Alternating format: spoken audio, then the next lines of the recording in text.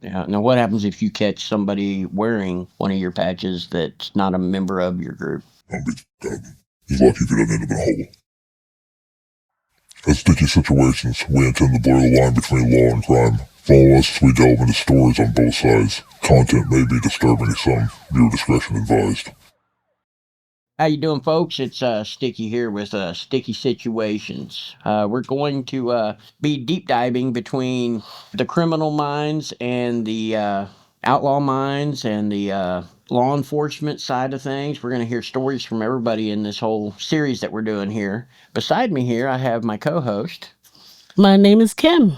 Yeah, Kim here, and across from us we have Tucker. How you doing, Tucker? So we want to get into a few questions here with you. So Tucker, you've done cocaine dealing and usage and outlaw biker. Is that correct? Yeah. And you're part of the 1%er, correct? Yeah, I was. Can you explain to us what 1%er is? I mean, if you want to go with the AMA guidelines, 99% of bikers are law-abiding citizens and only 1% aren't. What kind of activities happen with the outlaw life? I mean, it varies from chapter to chapter, club to club. Well, with the club that you were in, what kind of activities happen? A lot of drug use and running. Maybe steal bike here or there. Yeah. Any gun sales? No. Nobody had that kind of money.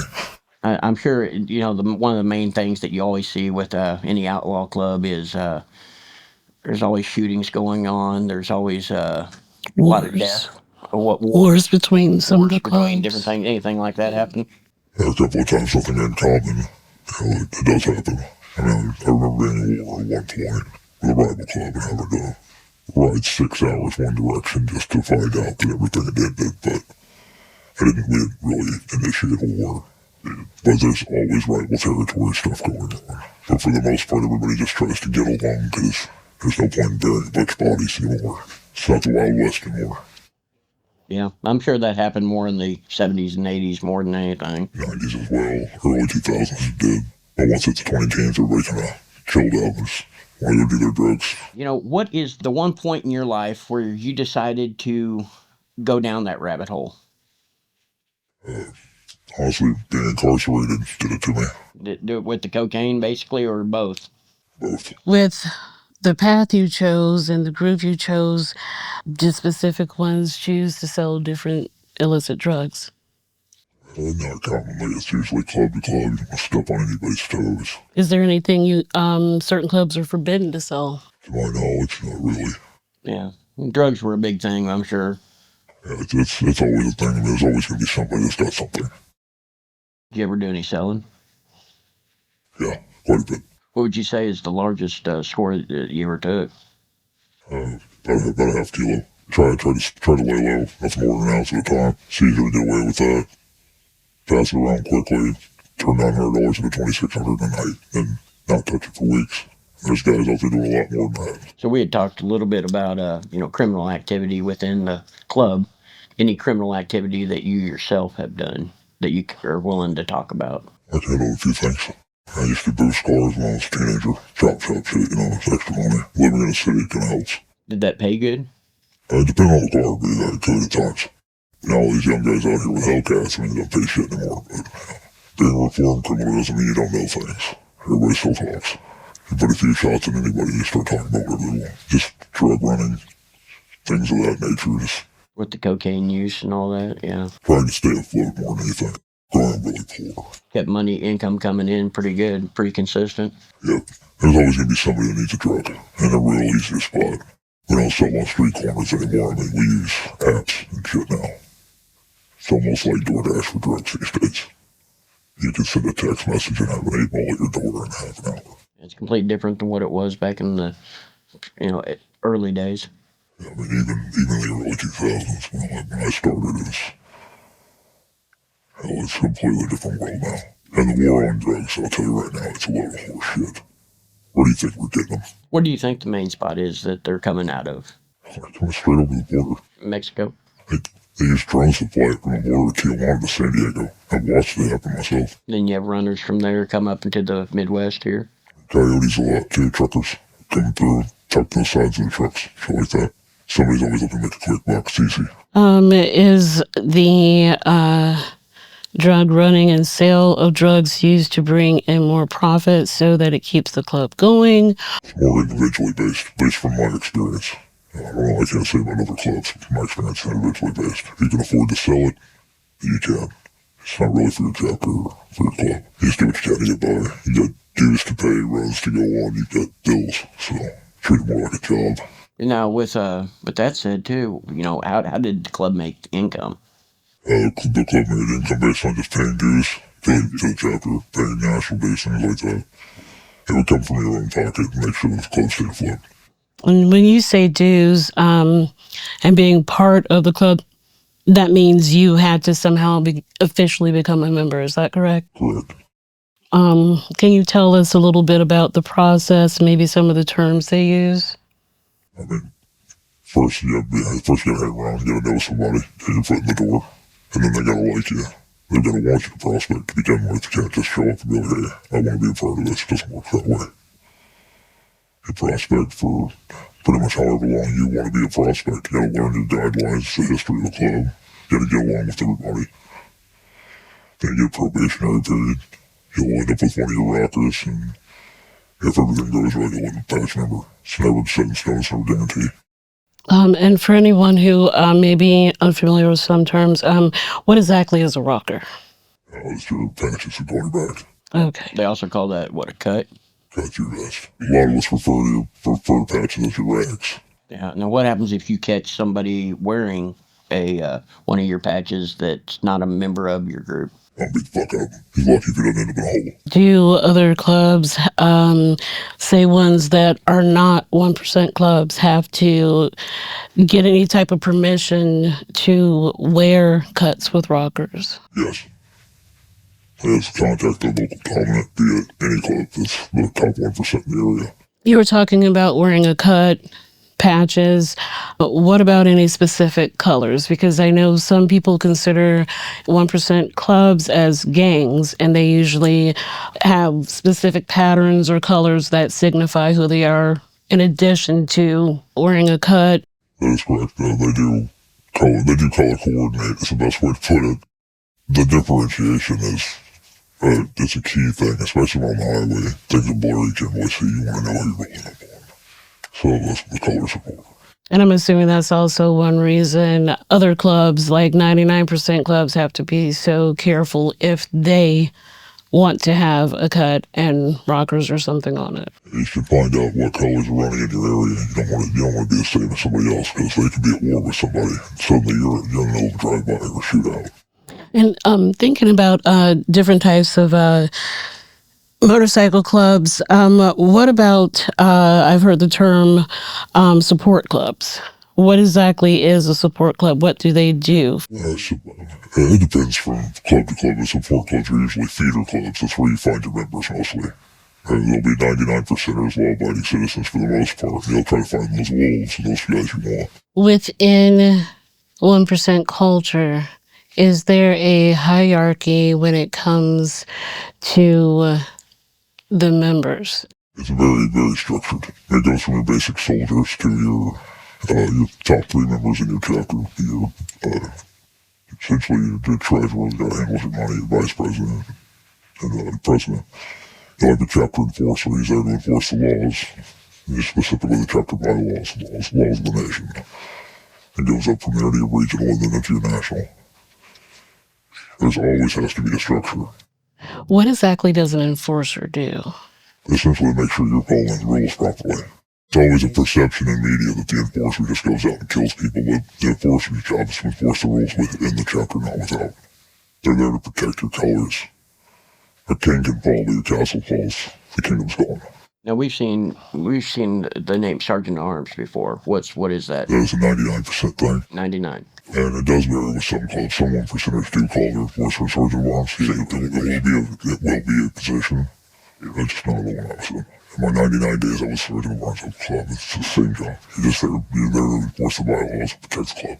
I'm thinking of public perception and kind of 99% clubs having to contact 1%er clubs about their rockers, colors, all of that. How would someone go about that? How would they know who to approach or how to approach respectfully? If you're part of the motorcycle community, It's real easy to figure that part out. Being from without, the easiest way to do it, go to a local fucking biker bar. You'll find someone. There's always going to be that one guy there on a Saturday afternoon having a beer. You ask enough questions, somebody might find you. What do you think the biggest motivation with newer or younger individuals wanting to join or actually becoming members? There's a lot less motivation with people wanting to join. The MC life is, in a lot of the eyes of the world, is dying.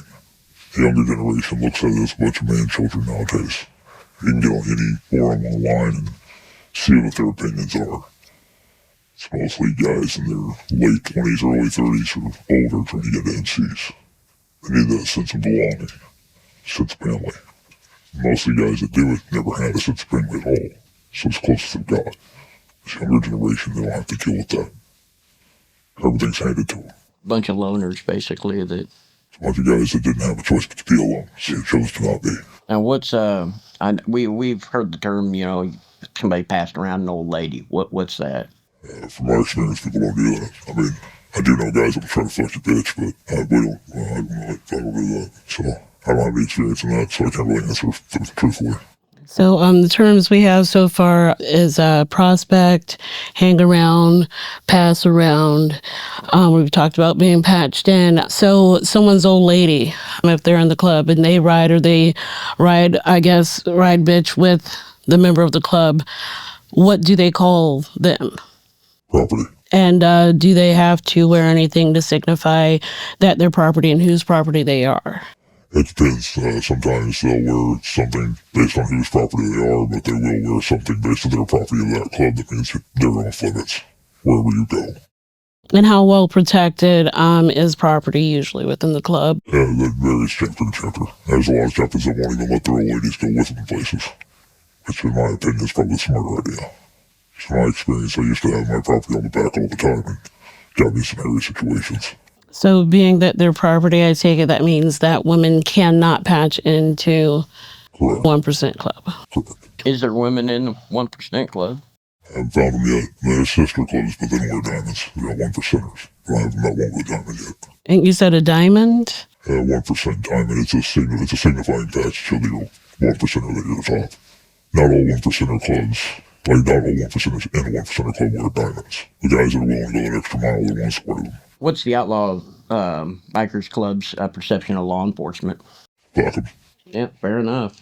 From different research that I've done, I've seen that it's mentioned that a lot of former police officers, military, and all of that, join 1% MCs. Is that true, or is that another myth that the movies and the media are spreading? By no means is that a myth. I rode right along guys that were still active duty police officers, correctional officers, guys still in the military they'd have to leave and go overseas and shit like that. It's also, the structure is very much like the military. It's very structured like the prison or police force. So it's a place where somebody can go where they're used to that structure and they can deal with taking orders. Now, whenever you would have, say, somebody that was a law enforcement or in law enforcement right along with you, would they go out and do certain things that they probably shouldn't be doing being law enforcement? Goddamn Skippy. If you're not going to do it with me, I can't trust you. I still don't trust you because you wear a badge. But I'll give you my respect if we wear the same rags. Did y'all have informants? On the outside or police-wise? Somebody that was from the outside? Yeah, all the time everybody's got somebody in their pocket. I used to have cops that would tell me when they were getting ready to do shit. It's real easy when you get enough dirt on them to bury them. It's not about what you know, it's about who you know. And I'm sure you guys had people on the outside as well that were, just that knew the club, knew most of the things. Local support and everything else, community support. Yeah, they knew everything. Not everything, but a lot of things. They knew of us, not they didn't know us. They knew what they needed to know, and that was exactly. Everything's on a need-to-know basis. If you don't need to know, you won't. With the Outlaw group, y'all anything political? Yeah, particularly everybody's got their own opinions. Think about Brotherhood. You just kind of accept their opinions and move the fuck on. If you don't accept their opinions, you end up like me. I got a lot of guys don't like me, but then again, I can give a fuck less if they think about me. You just kind of went rogue and went on your own? Once I left, this is essentially what happened. Some people don't fuck with that because they're afraid to get a snitch. I ain't never narked on nobody. And is it true, I guess the saying, snitches get stitches? Yeah, very much so. So basically, you doing this interview is potentially dangerous for you. It could be if I drop names, but I won't. I refuse to. My secrets stay with me. How is a person typically, how do they gain the trust of their fellow members and potentially move up the ranks? As far as moving up the ranks, guys that have that kind of ambition, it don't last long. If you want the job, you're not made for the job. As far as, like, gaining trust, fucking being there. Be a good brother. Keep your mouth shut. Hold your secrets. Take care of guys as they need it. That's how you gain the trust. If somebody's hungry, you split it with them. If I got $3, we both got $1.50. That's how it should be. It's not always that way. There's a lot of brotherhoods that aren't really brotherhoods, they're cash grabs. So it's kind of looked like as another family then. Yeah, but every brother ain't your brother. Just like with any family, it's always dysfunctional. There's always somebody out there that's just not in it to win it, basically. There's always somebody out there that's in it for themselves. You run into that a lot more these days than you used to. Biggest question that you see stuff on TV, on movies all the time out of, clubs, biker clubs. You have a body count? I do, but I won't disclose the amount. Fair enough. Is it required if you're part of a 1% MC that at some point you do take a life? Yeah, it's not a requirement. If you're in that situation, I suggest you do it. You can see it with them. But it's not a requirement. There's a lot of media misconception with 1% clubs because there's stigma. A lot of media, I'm sure of that.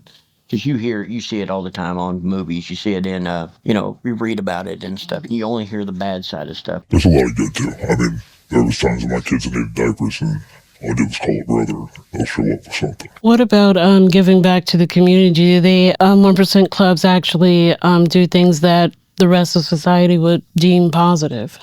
There varies from club to club, but there are a lot that do. Mine in particular, like based on chapter really. My chapter would do community drive stuff, food bank, things like that. It depends on the people. Some people don't want anything to do with it, some do. A lot of people don't want their faces out there. Case in point, I don't right now. I want to kind of circle back around also to another question. Media perception, movies, news, all of that. A lot of times we perceive certain people as bad guys, and the bad guys are always stupid. If you're a criminal, you're dumb. That's a little horseshit. I knew men with felonies and men with PhDs, and I rode right alongside both. The only dumb criminals are the ones that get caught. Okay. Have you ever been caught? No. And you had mentioned prison time. Was that for something else? That was something else, yes. That was prior to my NC days. Because you're no longer with the biker club. What was the point in your life that you needed to back out of that? Realizing that the money I was making was no good for anything except for keeping me out of jail paying lawyers. I still have a lot of respect for my club, a lot of respect for my brothers, still talk with you. But going back to prison and changing my life again wasn't worth it or dragging somebody down with me. How long have you been out? Not a disclosed amount of time. Do you at least still have the support of your brothers, even though you're no longer riding with them? A few. You pick and choose who you want to talk to. Some people talk too much, and I don't want somebody to give me information I don't need while I'm on the outside. Because that puts them in a bind, puts me in a bind. So just a few. It goes with that saying, loose lips sink ships. Exactly. So what do you think the future's going to hold for you? Gonna ride my bike, work a normal job, try to live a normal life. Do you ever miss it? Every goddamn day.